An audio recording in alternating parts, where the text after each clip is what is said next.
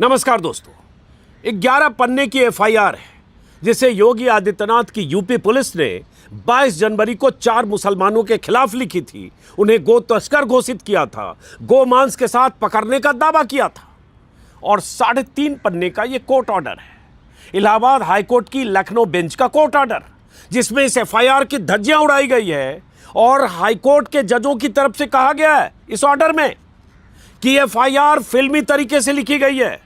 इसमें ऐसा लगता है फिल्मी डायलॉग ठूसे गए हैं, ऐसा लगता है कि एफआईआर काल्पनिक कहानी की तरह से गढ़ी गई है। इतना ही नहीं, हाईकोर्ट के जजों ने अपने 3.5 पन्ने के ऑर्डर में यह एफआईआर दर्ज करने वाली बहराइच पुलिस के कप्तान यानी एसपी को अदालत में हलफनामा देने को कहा है और यह भी कहा है कि अगर हलफनामा बहराइच के पुलिस कप्तान यानी एसपी नहीं देते हैं तो उन्हें फाइल लेकर व्यक्तिगत तौर पर कोर्ट में हाजिर होना पड़ेगा और तब तक इस एफआईआर में नामजद आरोपी के खिलाफ पुलिस कोई कार्रवाई नहीं कर सकती।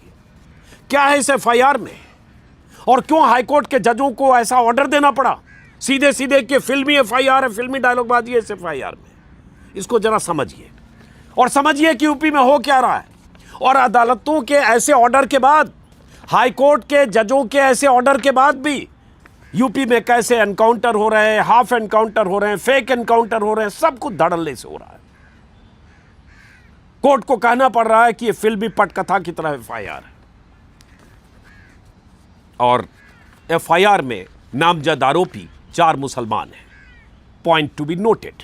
क्या है पूरा मामला? पहले मैं चाहता हूं हाईकोर्ट ने क्या कहा है वो जरा सुनिए। अभी कुछ दिन पहले ही एक वीडियो भी वायरल हुआ था कि किस तरह से हाफ एनकाउंटर यूपी में होता है। एक जेल में, सहारनपुर के देवबंद के जेल में जब एसीजेएम साहब गए थे तो क्या देखा था, उस पर आगे हाईकोर्ट ने अपने ऑर्डर में कहा है बहराइच में एक एफआईआर दर्ज हुई। उस एफआईआर में गोमांस बरामदगी का पुलिस की तरफ से दावा किया गया। पुलिस की तरफ से दावा किया गया कि सूचना के आधार पर, गोपनीय सूचना के आधार पर वो एक जगह पहुंचे और वहां गोमांस था और उसके बाद लोग भागने लगे और उसके बाद जो एक अपराधी था उसने गोली चलाई पुलिस पर। पुलिस ने आत्मरक्षार्थ गोली चलाई तो एक को पैर में गोली लगी, एक भाग गया, 3 पकड़े गए। अब ये सब एफआईआर के बाद एक जो भाग गया पुलिस के मुताबिक अकबर अली, वो अदालत में उन्होंने याचिका दायर की हाईकोर्ट में।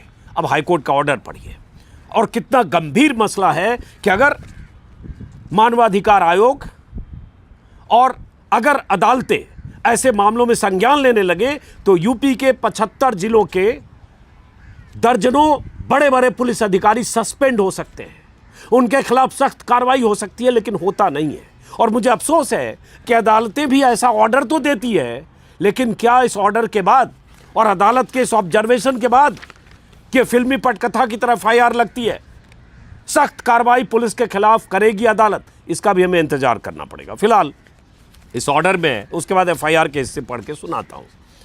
और यूपी वो सूबा है जहां योगी राज में बीते 8 साल में 16,000 से ज़्यादा पुलिस मुठभेड़ का दावा किया गया, सरकारी आंकड़े हैं, और 11,000 एनकाउंटर में घायल हुए हैं, सरकारी आंकड़े हैं। और उनमें से कितने ऐसे हैं जो फर्जी एनकाउंटर है, इसको लेकर तमाम कहानियां बीते सालों में आती रही है। 12 कोर्ट ने कहा, 2 जजों की बेंच ने कहा कि जिस एफआईआर को चुनौती दी गई है, हिंदी तर्जुमा बता रहा हूं, वह किसी फिल्म के स्क्रिप्ट जैसी लगती है, क्योंकि ऐसी भाषा और घटनाएं बार बार अधिकारियों द्वारा दर्ज एफआईआर में दिखाई दे रही है। और हम ऐसा क्यों कह रहे हैं, उसके बाद उन्होंने बताया है कि एफआईआर को, टाइमिंग को जजों ने गौर से परखा है, देखा है। एफआईआर को 22/1/2026 यानी 22 जनवरी 26 को दोपहर 2:24 पर दर्ज किया गया। इसमें घटना का समय उसी दिन सुबह 10:45 बताया गया है और समय अवधि पहाड़ 4 लिखी गई है।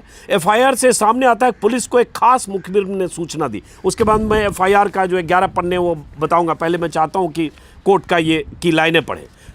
खास मुखबिर में सूचना दी कि गाय के बछड़े का वध किया गया है और आरोपी लोग मांस को ठिकाने लगाने की तैयारी में।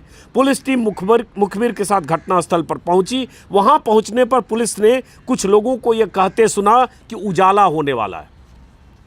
पुलिस ने आरोपियों को आवाज लगाई कि वो पुलिस से घिर चुके हैं, आत्मसमर्पण कर दें।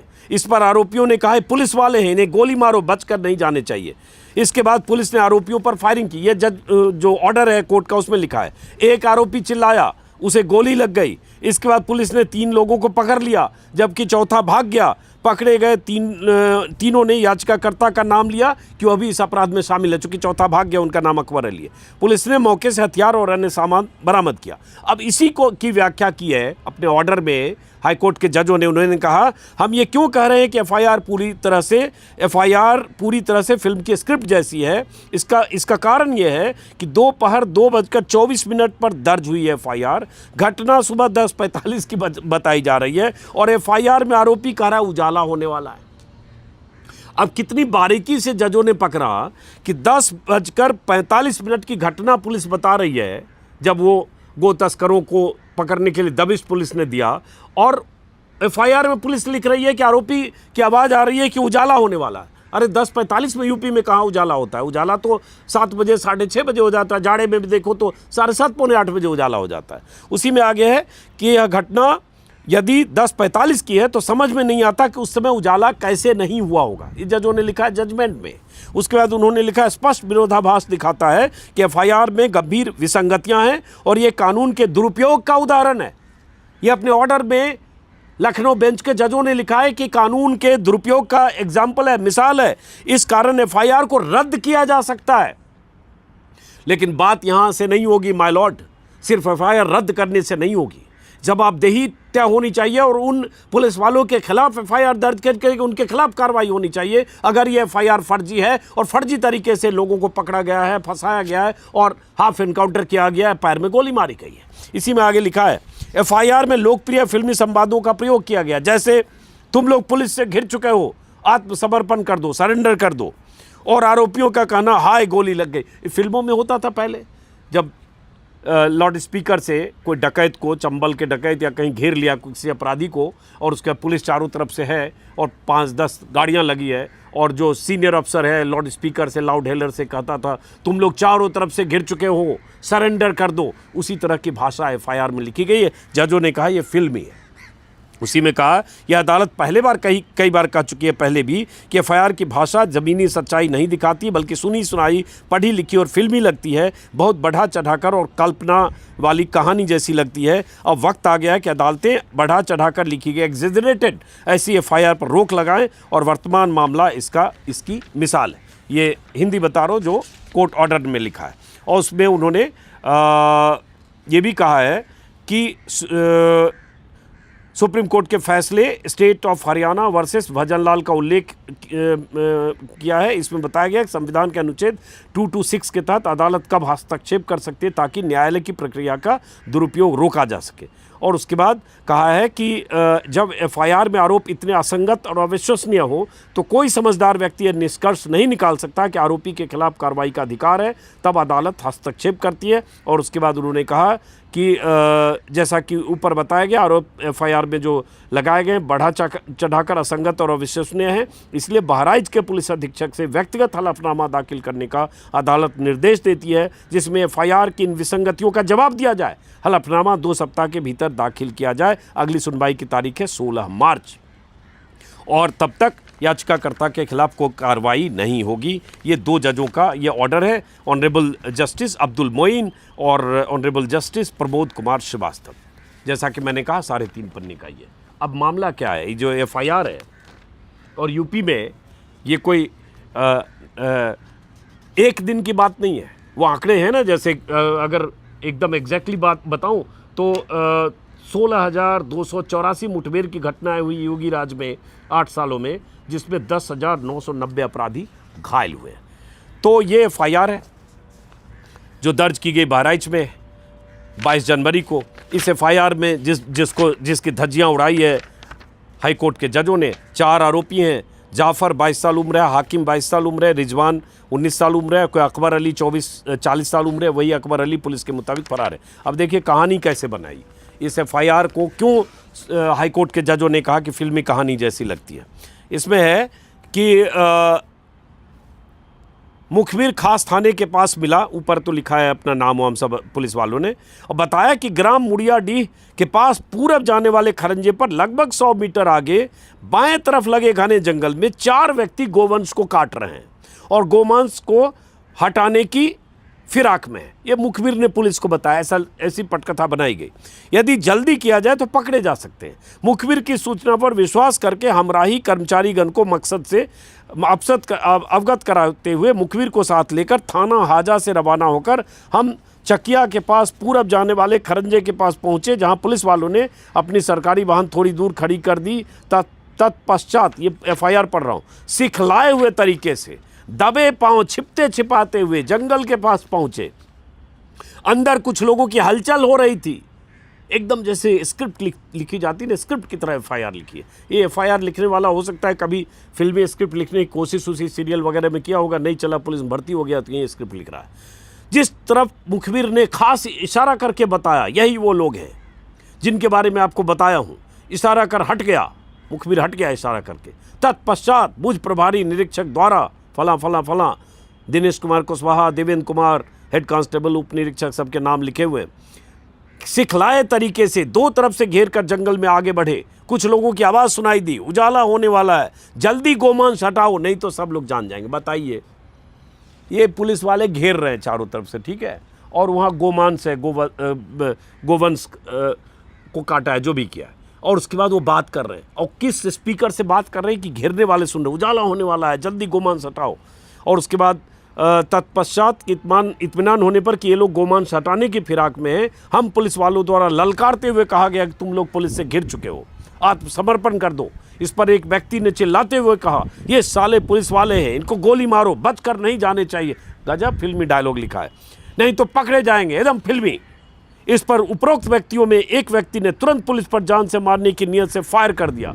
पुलिस वाले सिखलाए हुए तरीके मतलब ट्रेंड तरीका, सिखलाए हुए तरीके से पेड़ों की आड़ में पोजीशन लेकर किसी तरह अपनी जान बचाई और इनके दुस्साहसिक कृत्य के कारण हम पुलिस वालों का जीवन संकट में हो गया।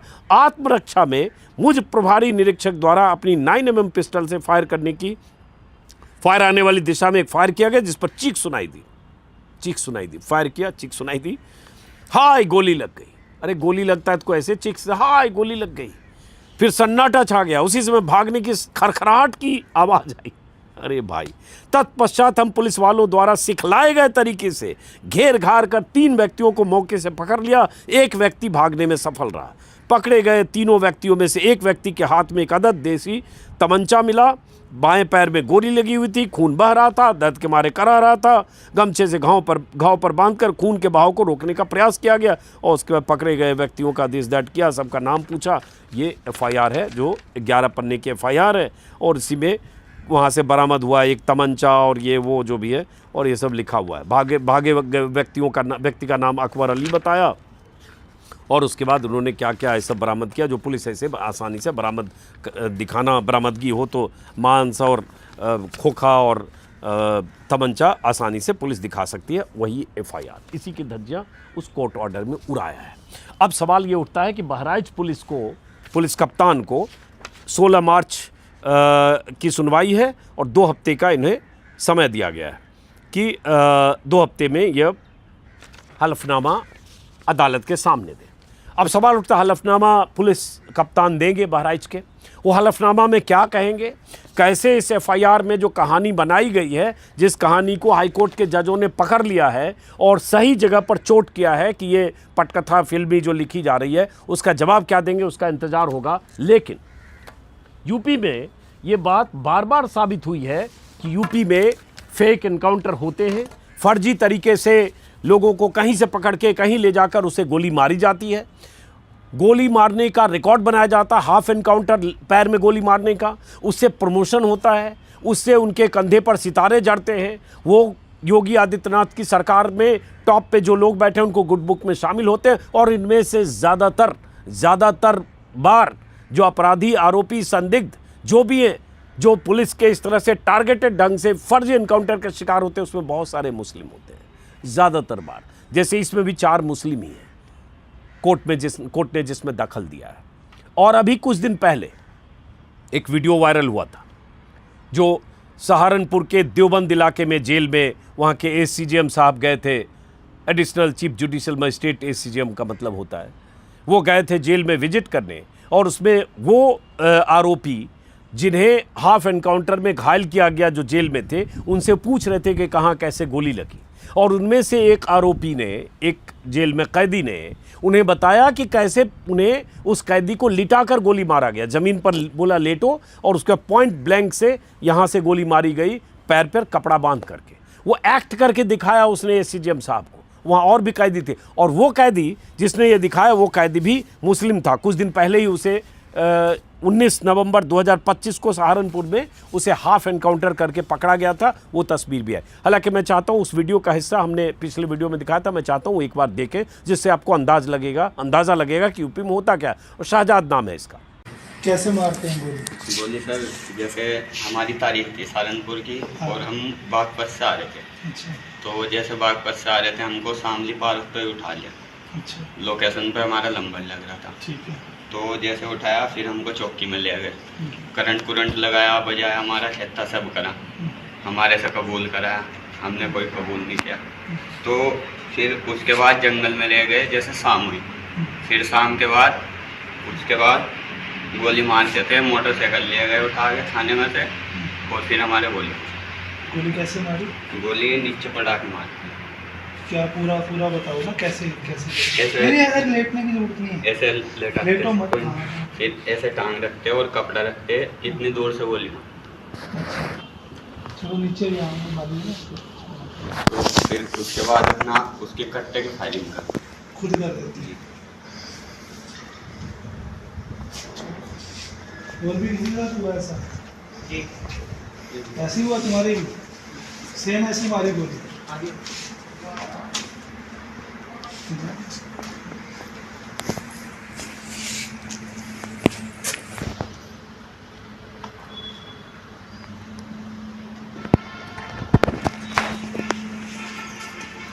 तो इस वीडियो में देवबंद जेल में बंद जो कैदी अपनी आप बीती सुना रहे हैं एसीजेएम साहब को, उसमें जो लड़का बता रहा है, जो नीचे एक्ट करके बताने की कोशिश की कि कैसे उसे गोली मारी गई, उसका नाम शाहजाद है। पहले भी मैंने बताया 19 नवंबर 2025 को उसे हाफ एनकाउंटर करके पुलिस ने पकड़ा था। अब कैसे गोली मारी गई वो कहानी बता रहा है। स्क्रीन पर तस्वीरें तब की है जब शाहजाद को इस तरह से पकड़ा गया था।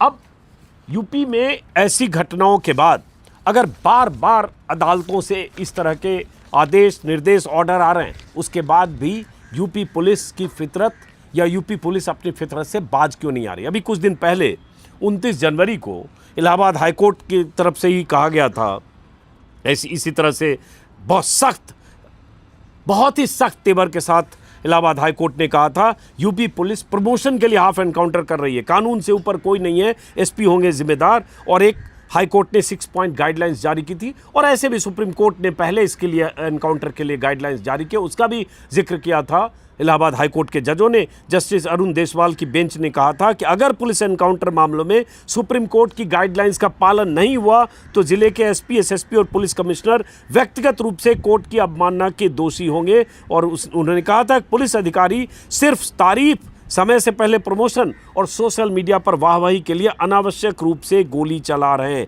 ये भी कोर्ट ने कहा था कि एक आरोपी, ऐसे ही मामलों में एक आरोपी की जमानत याचिका मंजूर करते हुए उन्होंने कहा था कि एनकाउंटर में पुलिसकर्मी को चोट नहीं आई, आरोपी को पुलिस एनकाउंटर में गंभीर चोटें आई और पुलिसकर्मी को चोट नहीं आई जिससे हथियार इस्तेमाल करने की ज़रूरत और उसकी अनुपातिकता पर सवाल खड़े होते।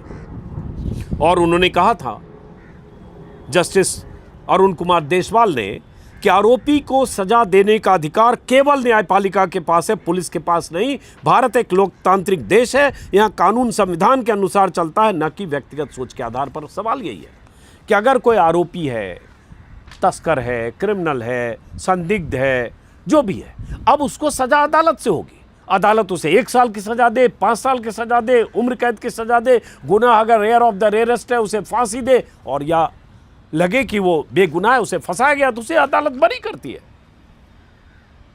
उसे अदालत दोषमुक्त करती है।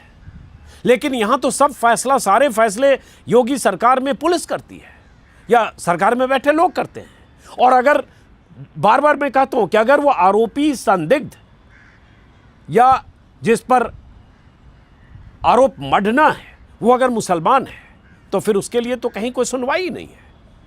उसके घर पर बुलडोजर चल जाता है, पकड़ा गया तो पुलिस ने कहीं से दबोच कर पकड़ कर कहीं जंगल में ले जाकर हाफ एनकाउंटर कर दिया, पैर में गोली मार दी और उसके बाद तमाम तरह के मामले उसके खिलाफ लगा दिए।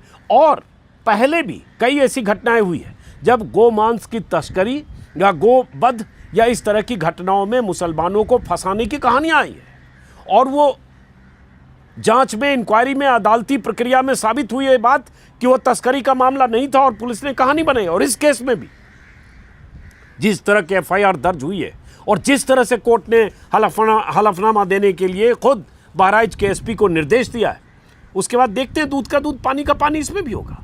लेकिन क्या इससे कोई फर्क पड़ता है क्या? अगर फर्क पड़ता तो अदालतों के ऐसे आदेश के बाद सुप्रीम कोर्ट से भी कई बार फटकार लगाई है। जिस तरह से सिविल मामले को क्रिमिनल मामले में बदल दिया जाता है, पहले भी लॉलेसनेस कह चुका है सुप्रीम कोर्ट। यूपी में लॉलेसनेस जैसी स्थिति है। मेरे ख्याल से किसी मामले में एक बार सुप्रीम कोर्ट की तरफ से बहुत सख्त ऑर्डर ऐसा आया था कि ऐसा आदेश देंगे कि सारी जिंदगी याद रहेगी। यूपी पुलिस को सुप्रीम कोर्ट ने एक बार फटकार लगाई थी। डीजीपी को बता दें कि हम ऐसा कठोर आदेश देंगे कि पूरी जिंदगी याद रहेगी। झूठा मामला यूपी पुलिस के रवैयों को लेकर जस्टिस सूर्यकांत ने कहा था याचिकाकर्ता शायद इसमें इस डर में जी रहा है कि यूपी पुलिस उसके खिलाफ एक और झूठा मामला दर्ज कर देगी। वो शायद इसलिए पेश नहीं हो रहा होगा क्योंकि उसे पता है कि आप कोई झूठा केस दर्ज करके उसे गिरफ्तार कर लेंगे। ये तो यूपी पुलिस का रवैया है।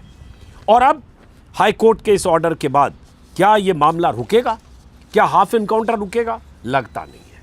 ये तब रुकेगा जब सीधे सीधे हाई कोर्ट या सुप्रीम कोर्ट कह दे कि ऐसे मामले में एसपी के खिलाफ कार्रवाई होगी, ऐसे मामले में पुलिस कमिश्नर के खिलाफ कार्रवाई होगी, एक्शन होगा उन पर। भाई आपने अगर फेक एनकाउंटर में किसी को मार दिया या किसी के पैर में गोली मार दी, हाफ एनकाउंटर करके किसी के पैर में गोली मार के उसके 6 महीने 8 महीने 2 साल जेल में सलाखों के पीछे भेज दिया, तो और उसके बाद पता चलता है कि वो फर्जी एनकाउंटर है, फेक एनकाउंटर है, तो बस इससे बात खत्म हो गई।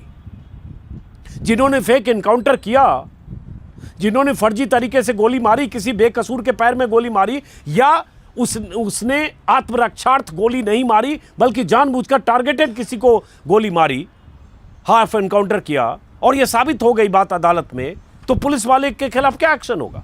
इसी केस में, बहराइच के केस में, अगर हाईकोर्ट के जजों को लग रहा है कि ये कहानी फिल्मी है, ये एफआईआर फिल्मी पटकथा, फिल्मी डायलॉगबाजी की तरह है, और उसके बाद अगर अदालत इस नतीजे पर पहुंचती है, तो पुलिस वाले, वो इंस्पेक्टर, वो सब इंस्पेक्टर, वो हेड कांस्टेबल, उनके खिलाफ क्या एक्शन होगा? ये जो तस्वीर में आपको दिख रहे हैं चेहरे, यही वो चेहरे हैं जिन्होंने बहराइच में इस तरह का एनकाउंटर, फेक एनकाउंटर या हाफ एनकाउंटर किया था, और जिसकी एफआईआर पर अदालत ने कहा है, लखनऊ बेंच ने, हाईकोर्ट की लखनऊ बेंच ने, कि फिल्मी एफआईआर है, ये रद्द करने लायक एफआईआर है। तो इनके खिलाफ भी कोई कार्रवाई होगी कि नहीं, सवाल ये है। पिछले साल ही सितंबर में न्यूज़ लॉन्ड्री पर एक रिपोर्ट आई थी, अवधेश कुमार की रिपोर्ट है, 3 जिले, 3 एनकाउंटर और सब आरोपियों की एक ही कहानी, पुलिस ने फर्जी मुठभेड़ में फंसाया। और उसमें 3 केस स्टडी है कि किस तरह से फर्जी तरीके से पुलिस ने डरा धमका कर किसी को उठा लिया और उसके बाद फर्जी मुठभेड़ में उसे फंसाया, या उसके बाद कहा कि आत्मरक्षार्थ पुलिस ने गोली चलाई और युवकों के पैर में गोली मार दी। 3 घटनाएं, एक गौतम बुद्ध नगर की है, एक मथुरा की है, एक और 3 घटनाओं का जिक्र का इन्वेस्टिगेशन किया था कि हाफ एनकाउंटर कैसे एक प्री डिसाइडेड या पूर्व निर्धारित स्क्रिप्ट के तहत हाफ एनकाउंटर किया जाता है। न्यूज़ लॉन्ड्री की स्टोरी, और ऐसी स्टोरी समय समय पर कई बार आई है। अब तो जब कोर्ट ही ये महसूस कर रहा है और कोर्ट अपने ऑर्डर में इस तरह से कह रहा है, तो इसका मतलब समझ सकते हैं, अगर हाईकोर्ट ने कह दिया जनवरी में कि फेक एनकाउंटर या हाफ एनकाउंटर प्रमोशन पाने के लिए करते हैं, वाहवाही के लिए करते हैं, और ये कानून को अपने हाथ में लेकर पुलिस वाले करते हैं, इससे ज़्यादा अदालतें क्या कहेगी? लेकिन क्या अदालतें सिर्फ कहकर चुप बैठ जाएगी? अदालत की न्यायपालिका का काम यही ख़त्म हो गया कि आपने कह दिया, हो गया, हेडलाइन छप गई एक दिन कि पुलिस को इलाहाबाद हाईकोर्ट के जजों ने लगाई फटकार, बात ख़त्म। पुलिस वाले फिर वही काम करते रहेंगे और अदालतें तमाशा देखेगी। फिर साल 6 महीने बाद कोई याचिका अदालत में दायर होगी, फिर अदालत ये कहेगी ये फिल्मी पटकथा लगती है, ये फिल्मी कहानी लगती है, ऐसे एफआईआर को रद्द किया जाना चाहिए, बात ख़त्म। बात खत्म नहीं होनी चाहिए माय लॉर्ड।